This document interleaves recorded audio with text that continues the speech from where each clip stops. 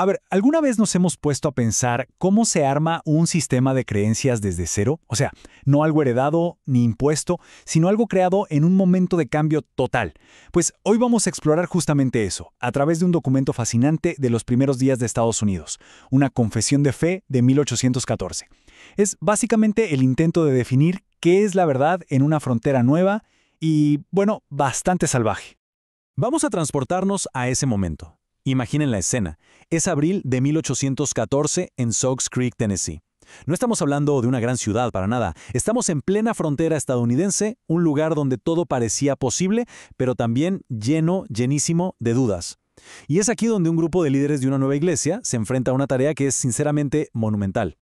Este grupo, que se conocía como el Sínodo de Cumberland, tenía una necesidad urgente de unificar a su gente, que cada vez era más. Y su solución fue crear una confesión de fe formal, un documento que dijera con todas sus letras en qué creían sobre Dios, la humanidad, el universo, todo. Veamos qué fue lo primero que tuvieron que aclarar. Es que, claro, antes de definir cualquier cosa, tenían que responder la pregunta del millón, ¿no? Si vas a construir todo un sistema de fe, ¿cuáles son los cimientos? ¿La tradición? ¿Lo que dice un líder? ¿O tal vez la razón pura? Y ojo, porque la respuesta que dieran a esto, iba a marcar todo lo que vendría después.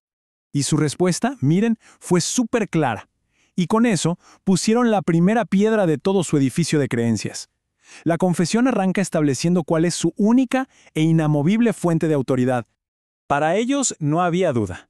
La respuesta estaba en un conjunto de textos muy específico, desde el Génesis en el Antiguo Testamento hasta el Apocalipsis en el Nuevo. Para ellos, la fuente última de toda verdad eran las Sagradas Escrituras. O sea, todo, absolutamente todo tenía que salir de ahí, de esas páginas.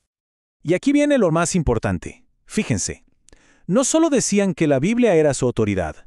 Lo que declaraban es que esa autoridad no venía de ninguna institución humana, ni siquiera de la Iglesia misma. Venía, según ellos, directamente de Dios. Esto, para la época, era una declaración de independencia totalmente radical. Ok, pero entonces, ¿quién era este Dios, el autor de su libro sagrado? El capítulo 2 lo define con palabras muy específicas. No es una fuerza abstracta, ¿no? Es un ser con características claras, todopoderoso, que no cambia, súper sabio y, muy importante, amoroso. Esta idea de Dios es como los lentes que se ponen para leer y entender todo lo demás. Bueno, y ahora sí, llegamos al meollo del asunto, a lo que hace que este documento sea tan interesante. ¿Por qué no se escribió en una burbuja? Al contrario, se metió de lleno en el debate teológico más intenso de su tiempo. Esta era la pregunta que tenía a todo el mundo de cabeza, que dividía a las comunidades religiosas: ¿destino o libre albedrío?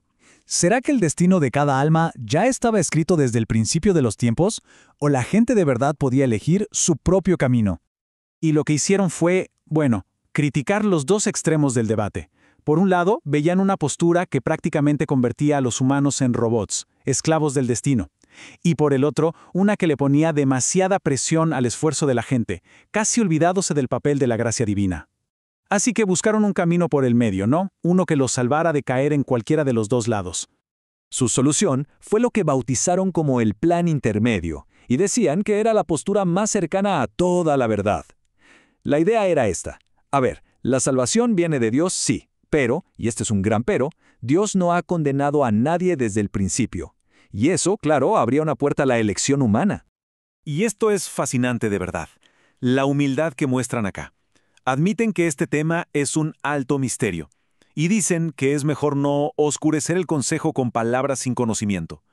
Básicamente están diciendo, miren, hay cosas que no podemos entender del todo, reconociendo que el conocimiento humano tiene un límite.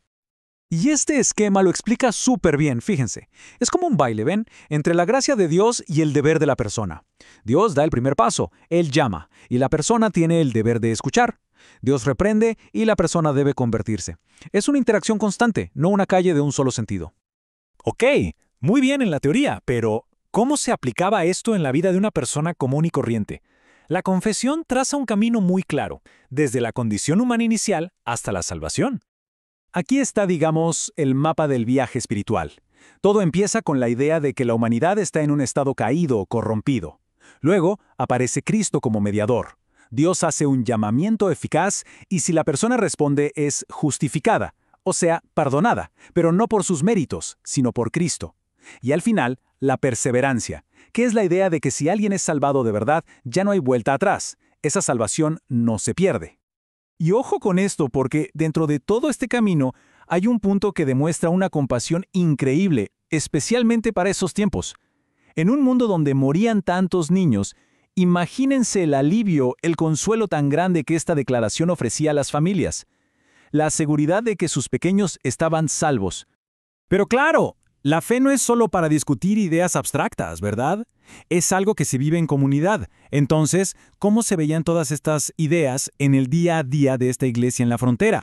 Y su enfoque era ir a lo simple. Mientras que otras iglesias tenían un montón de rituales, esta confesión se enfocaba en solo 2 sacramentos que, según ellos, fueron establecidos por Cristo mismo: el bautismo y la cena del Señor. Y punto, nada más. Aquí tenemos en resumen cómo era la vida en la iglesia. La adoración se centraba en la Biblia, leerla, explicarla, cantarla. El domingo era un día sagrado de descanso. Y algo súper importante, muy en el espíritu de esa nueva nación, es que marcaban una separación clara entre la iglesia y el gobierno civil, defendiendo la idea de que la conciencia de cada quien le responde al final de cuentas solo a Dios. Al final del día, esta confesión de fe de 1814 es mucho más que un texto religioso antiguo. Es un artefacto histórico. Es un mapa que trata de encontrar un camino en ese territorio siempre complicado entre el poder de una fuerza más grande y nuestra propia capacidad de elegir. Y claro, esto nos deja con una pregunta que va mucho más allá de la teología del siglo XIX. 200 años después, en un mundo que no se parece en nada a ese, la pregunta de fondo sigue ahí, ¿no? No solo para las religiones, sino para cualquiera de nosotros. ¿Qué parte de nuestra vida está ya escrita y qué parte es el resultado de nuestras propias decisiones?